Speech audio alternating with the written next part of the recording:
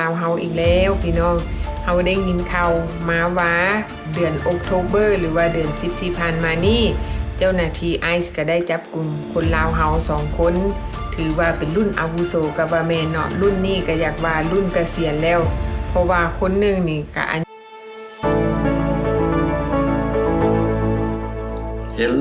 Hello สบายดีทุกคนสบายดีแม่บ้านสบายดีอุ่นสบายดี FC ทั้งภายในและต่างประเทศเนาะมื้อนี้เฮาก็มีเรื่องมาเล่าเกี่ยวกับคนลาวเฮาอีกแล้วพี่น้องเฮาได้ยินข่าวมาว่าเดือนออกโทเบอร์หรือว่าเดือน10ที่ผ่านมานี่เจ้าหน้าที่ไอซ์ก็ได้จับกลุ่มคนลาวเฮา2คน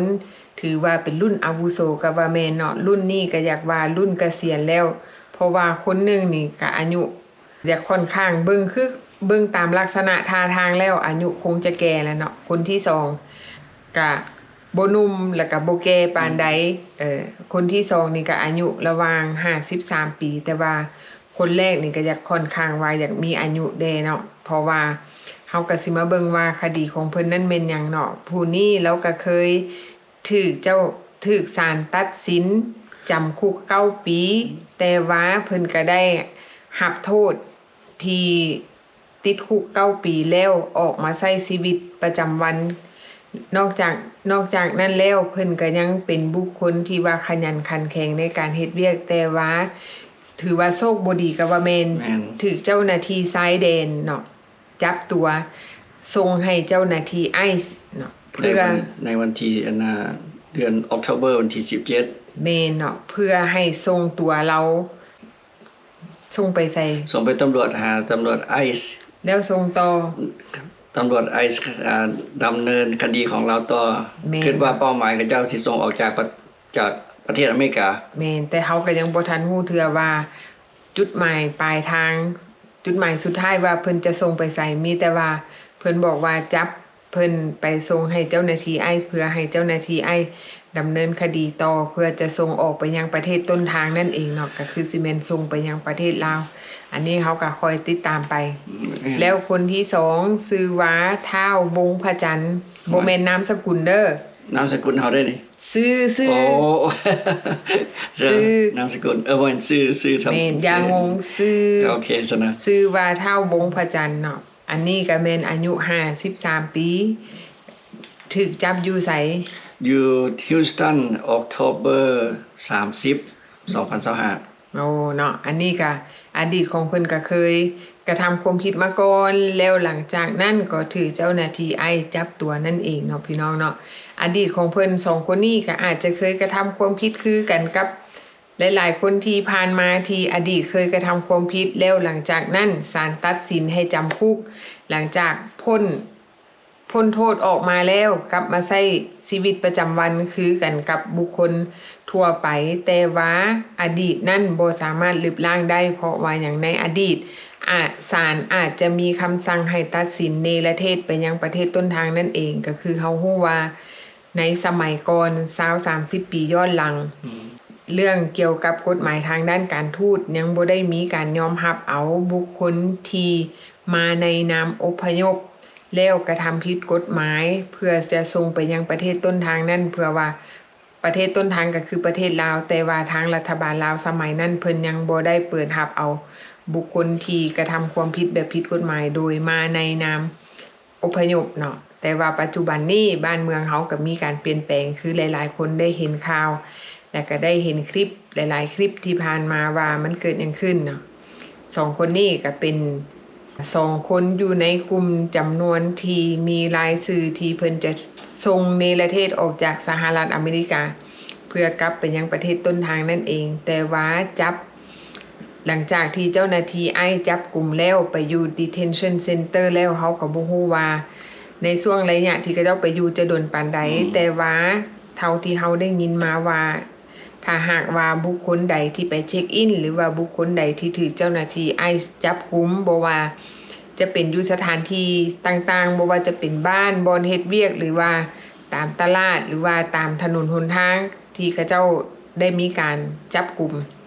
อันนี้แม่นเขาเจ้าจับไปไว้อยู่ศูนย์กักตัวจะใช้เวลาอยู่ระหว่าง30วันหา90วันบางคนอาจจะถามว่าคือโดนแท้เนื่องจากว่า บุคคลเหล่านี้จะต้องรอท่าเอกสารจากทางการลาวหรือว่าทางสถานทูตลาวเนาะเพื่อที่เขาเจ้าจะประกอบเอกสารการเดินทางมาให้บุคคลเหล่านี้เพื่อจะถูกส่งเมือยังประเทศลาวนั่นเองเนาะเพราะว่าทางสถานทูตก็จะได้ติดต่อหากับเจ้าหน้าที่ไอซ์เพื่อเขาเจ้ามีการสื่อสารพัวพันกันระหว่างการส่งตัวคนลาวที่กระทำผิดกฎหมายอยู่สหรัฐอเมริกากลับไปยังประเทศต้นทางนั่นเองอันนี้มันก็จะใช้เวลาแดเนาะบางคนเอกสารกะไว้บางคนเอกสารกะซ่าเนื่องจากว่าประวัติของแต่ละคนนั่นก็บ่คือกันเพราะว่าทางการเพิ่นก็ต้องสืบประวัติสืบเรื่องราวว่าแต่ละคนเฮ็ดประวัติหยังมีประวัติแบบใดมีคดีแนวใดเนาะแล้วก็ใช้เวลาดนเนื่องจากว่ามันก็หลายคนบ่แม่นว่าถูกจับมื้อนี้แล้วส่งมื้อนี้เนาะเพราะว่าก็มีหลายๆคนที่ยังอยู่ในศูนย์กักตัวของเจ้าหน้าที่ไอซ์เพราะว่าบางคนก็ท่าอยู่หั่นเป็น6เดือนก็มี3เดือน6เดือนแล้วแต่ละคนนั่นบางครั้งก็ถูกย้ายไปตามแต่ละรัฐแต่ละจุดของมองดีเทสเซ็นเตอร์เนาะแต่ละรัฐบางทีก็ลุยเซียนาเท็กซัสแถวแคลิฟอร์เนียแล้วแต่เพิ่นจะย้ายไปแม่นแล้วแต่แผนของเพิ่นว่าจะย้ายไปไสเพราะว่าอย่างบางเทื่อเขาเจ้าอาจจะย้ายหลายๆคนมาโฮมกันอยู่บ่อนเดียวเพื่อว่าจะขึ้นยนต์อยู่หม้องเดียวเพื่อส่งออกก็มีตามที่เฮาเห็นไปอ่านคอมเมนต์มาสำหรับเมียกับเจ้าเนาะว่าที่คนที่นานถึกกักถึกมาจับเอาก็เจ้ามีสูทเคสไปนั่นบ่แม่นเป็นเครื่องเป็นสูทเคสนึงเพราะว่าด้วยเหตุนี้ล่ะเฮาแนะนำว่าsmall backpack น้อยๆที่เตรียมไปให้กันเพิ่นน่ะเนาะบ่ต้องเอาเป็นสูทเคสใหญ่ๆเพราะว่าเขาเจ้าเพิ่นสิย้ายไปมองนั่นมองนี่ตลอดบัดนี้ก็เวลาเขาเจ้าย้ายเขาเจ้าสิใส่กับมือกับมือใส่โซ่มัดแขนมัดตีนเฮาเนาะแล้วไผสิมาลากกระเป๋าให้เฮาบ่ล่ะเพราะฉะนั้น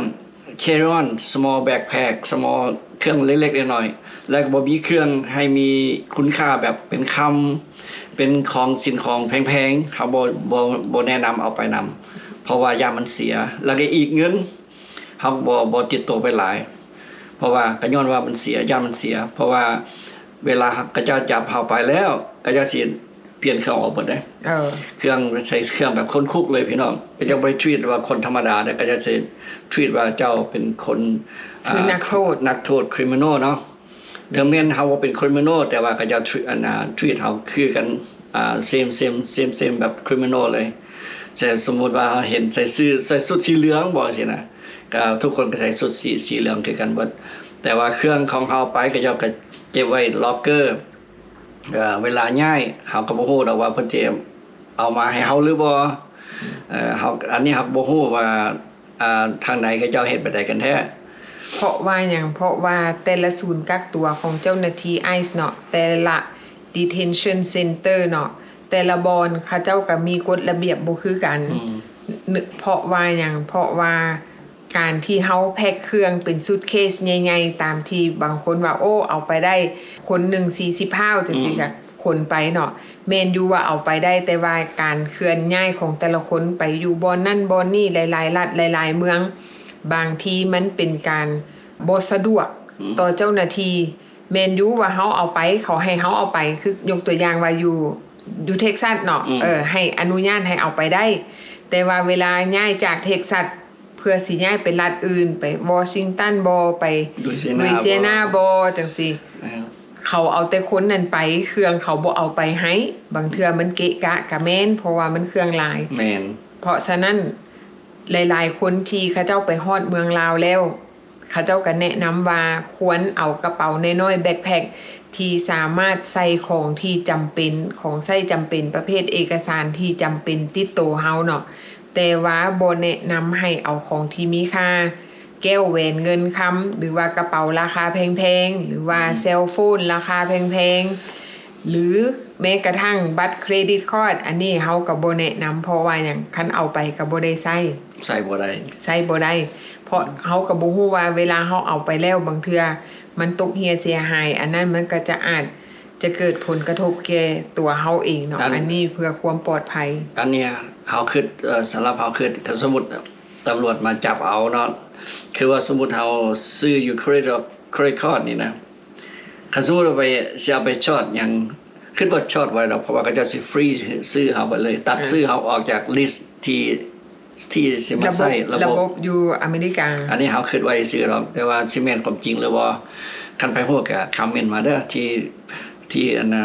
พวกดีพอที่เคยถูกนะเฮาก็อยากฮู้คือกันเพราะว่าสิมาแบ่งปันความรู้ให้ทั่วๆไปให้ฮู้รับรู้แต่ว่าส่วนหลายที่เฮาเห็นที่คนไปรายงานตัวเนาะเวลาเจ้าหน้าที่ไอซ์เขาจับตัวไปเขาเจ้าจะถามกับญาติพี่น้องว่ามีเงินสดบ่เขาให้ใช้แต่เงินสดเฮาบ่ได้ยินว่าเขาเจ้าให้ใช้บัตรเครดิตสิไปฮู้หยังเนาะอยู่ใน detention center ครับบ่ต้องฮู้อาหารก็เจ้าก็อันฟีดเฮาอยู่แล้วเอาให้เฮากินอยู่แล้วแม่นแล้วก็อีกอย่างนึงเนาะก็หลายคนที่เฮาไปอ่านคอมเมนต์แบบFC เข้ามาใหม่แบบที่บ่ได้ติดตามของเฮาอันช่องของเฮาสิบางคนก็ถามว่าก็จะเป็นห่วงผัวก็เจ้าเนาะว่าเรื่องอยู่เรื่องกินแบบอยู่ลาวอย่างนี้ล่ะเพิ่นว่าบางคนก็ว่าแนวคิดแบบว่าเขาเจ้าบ่ฮู้ความจริงแท้ว่าอยู่ลาวเป็นอะไรอยู่ลาวหั่นเขาเจ้าเลี้ยงอาหารเฮามื้อละ3คาบแม่นบ่ได้หิวหรอกแม่นแล้วเนาะทางอยู่ที่ศูนย์พักเซาซัวขาวเพิ่นให้การต้อนรับและให้การเลี้ยงดูเป็นอย่างดีมื้อนึงเพิ่นเลี้ยงอาหาร3คาบเช้าสวยแลงแล้วก็นอนห้องแอร์แล้วก็มีสนามกีฬาให้เล่นมีบอลออกกำลังกายถ้าหากว่าไผต้องการเล่นกีฬาก็เล่นกีฬาเนาะถือว่าเพิ่นให้อิสรภาพเฮาไปอยู่หั่นเฮาบ่ได้เพิ่นบ่ได้เบิ่งแยงเฮาแบบนักโทษแต่ว่าเพิ่นเบิ่งแยงเฮาแบบว่าแขกผู้ที่ไปเยี่ยมยามเนาะเพิ่นให้เฮาไปอยู่ศูนย์ต้อนรับสัวขาวก็ว่าแม่นบางคนอาจว่าเอ้าคันไปอยู่หั่นคือให้คนข้างนอกซื้ออาหารการกินไปส่งอันนั้นแม่นความพอใจของพี่น้องหรือว่าแม่นความต้องการของพี่น้องที่อยากซื้อแนวแซ่บไปต้อนคนที่อยู่ข้างในเนาะว่าย่านคนเป็นห่วงคนอยู่หั่นว่าย่านบ่ได้อยู่ได้กินพี่น้องเพิ่นก็เลยซื้ออาหารการกินไปส่งอันนี้ความห่วงใยของจิตใจของคนลาวเนาะที่มีต่อกันพี่น้องแม่นแต่ว่าอยู่ข้างในอยู่มองส่วนภาคสัวขาวมองภาคสัวขาวเนาะแม่นบ่มีมองขายเครื่องไว้หยังเด้อถ้าแม่นหากอยากซื้อคือซื้อบ่ได้บ่มีอันบ่มีร้านค้าบ่มีร้านค้าแม่นบ่มีร้านค้าอยู่ข้างในแต่ว่าคนข้างนอกเนาะหรือว่าพี่น้องอยู่อเมริกาที่เฮาเห็นหลายๆคนส่งเงินมาให้พี่น้องอยู่ทางลาวเพื่อจะไปซื้ออาหารการกินไปส่งให้คนที่ถูกส่งกลับนั่นอันนี้มันเป็นความพอใจของพี่น้องเนาะผู้ใดอยากซื้ออาหารการกินไปส่งว่าเพราะว่าคิดว่าคนอยู่หั่นเขาเจ้าย่านเขาเจ้าอึดหิวซั่นซะอันนี้แม่นบ่ต้องเป็นห่วงเพราะว่าเจ้าหน้าที่เพิ่นก็ให้การช่วยเหลือให้การเบิ่งแยงเป็นอย่างดีอันนี้มันแม่นสิว่าน้ำใจของพี่น้องลาวเฮาที่ซอยกันก็ว่าแม่นบางคนคิดว่าโอ้คนอยู่ข้างในบ่มีพี่มีน้องบางคนมีพี่น้องเพิ่นก็ซื้อไปต้อนบางคนเพิ่นก็ออกเงินกันโฮมเงินกันคือลาวซอยลาวมีน้ำใจเพื่อจะซื้ออาหารการกินประเภทเสื้อผ้าเครื่องนุ่งเกิบยกตัวอย่างเนาะคือคนที่โหที่เราทางไปฮอดสุดเมื่อกี้นี่แหละเราพี่น้องเราซื้ออาหารไปฝากเราก็มีหมู่อยู่ข้างในเลยที่ไปฮู้กันไปลือเคยกันอย่างนั้นเราก็มาแบ่งห้องกันมากินอันนี้ก็น้ำใจก็ดีใจนำกับเจ้าเนาะที่มีน้ำใจนี่ล่ะนิสัยแบบน้ำใจคนลาวเฮาเพิ่นว่าลงเรือลำเดียวกันแล้วไปฮอดพุ่นเฮาก็ซอยเหลือซึ่งกันและกันแม่นบ่ทีมกันนิสัยเฮาก็ฮักกันคือปั้นข้าวเหนียวบอกกันว่าแม่นเพราะว่าอย่างบางคนไปฮอดพุ่นก็คือเฮาเห็นนี่แหละสุคนต่างทีมาต่างคนต่างมีปัญหาชีวิตแล้วก็มาเจอกันอยู่ในหั่นบางคนก็มาปรับความเข้าใจบางคนก็ไปพบฮักอยู่ในหั่นออกมาแล้วเขาเจ้าก็ย้ายไปอยู่นำกันแต่งงานกันอันนี้ก็เป็น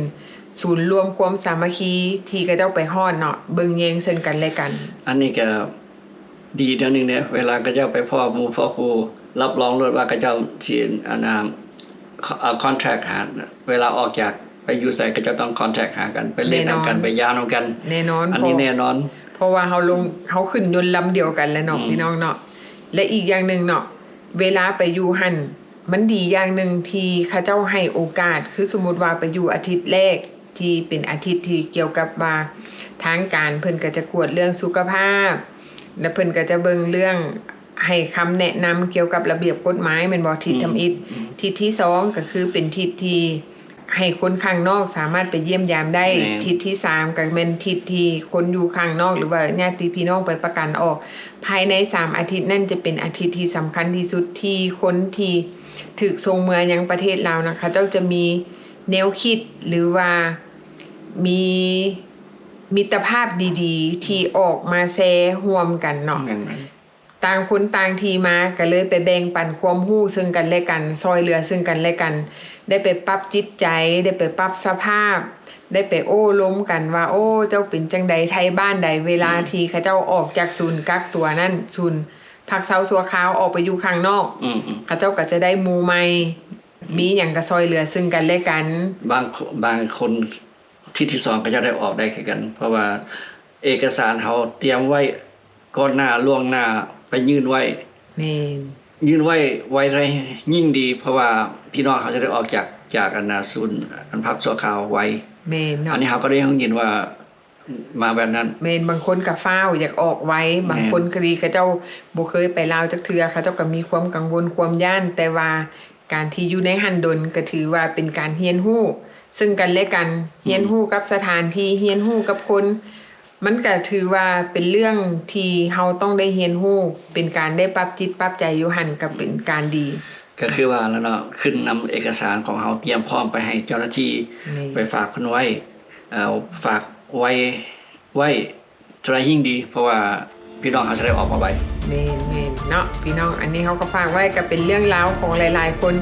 เพิ่นเล่าให้เฮาฟังแล้วเฮาก็มาเล่าให้ทุกคนได้รับรู้ต่อว่าเป็นแนวใดเนาะเฮาก็ฝากทุกคนไว้ถ้าหากว่ามีหยังเปลี่ยนแปลงหรือว่ามีหยังคืบหน้ามีข่าวหยังเฮาก็สิมาเล่าให้ทุกคนฟังใหม่เนาะพี่น้องเนาะ